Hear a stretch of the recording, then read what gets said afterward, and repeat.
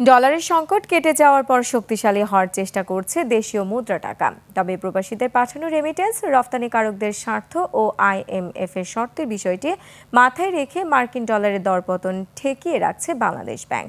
বিনিময় হার ঠিক রাখতে ব্যাংকগুলোর কাছ থেকে নিলামে কেনা হচ্ছে ডলার। মহিমা পলের রিপোর্ট। মুদ্রা পাচার এখন অনেকটাই নিয়ন্ত্রণে।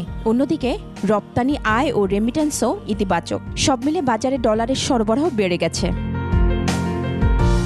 এমন বাস্তবতায় মার্কিন ডলারের বিপরীতে শক্তিশালী হওয়ার চেষ্টা করছে দেশীয় মুদ্রা টাকা। তবে এই মুহূর্তে ডলারের দাম কমে গেলে চাপে পড়বেন রপ্তানিকারকরা। অন্যদিকে প্রবাসী আয় বা রেমিটেন্সও কমতে পারে। সার্বিক পরিস্থিতি বিবেচনা করে রীতিমতো ডলার কিনছে বাংলাদেশ ব্যাংক। বাণিজ্যিক ব্যাংকগুলোর কাছ থেকে নিলামে কেনা হচ্ছে ডলার। ডলারের বাজারটাকে স্থিতিশীল রাখলে অন্যান্য যে সমস্ত কারেন্সি সেগুলোর বাজারটাও স্থিতিশীল থাকে।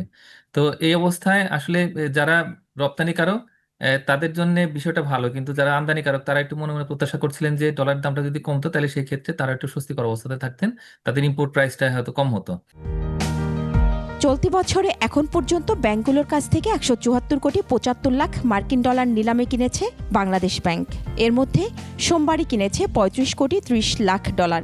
ডলার কেনায় বাড়ছে রিজার্ভ। ডলার যেটা কেনা হলো সেটার কারণে যে আমাদের রিজার্ভ সেটাও কিন্তু শক্তিশালী হলো। তো সব মিলে আমি মনে করি যে এটি ইতিবাচক, এবং এই ধারাটা বজায় রাখলে ভবিষ্যতে যদি ডলারের কোনো ক্রাইসিস হয় তাহলে সেই ক্ষেত্রেও বাংলাদেশ ব্যাংকের একটা ইন্টারফারেন্সের সুযোগ থাকবে। প্রতি ডলারে গড়ে দাম পড়েছে 121 টাকা 75 পয়সা। মহিমা পলি, ডেস্ক রিপোর্ট, 21 টেলিভিশন।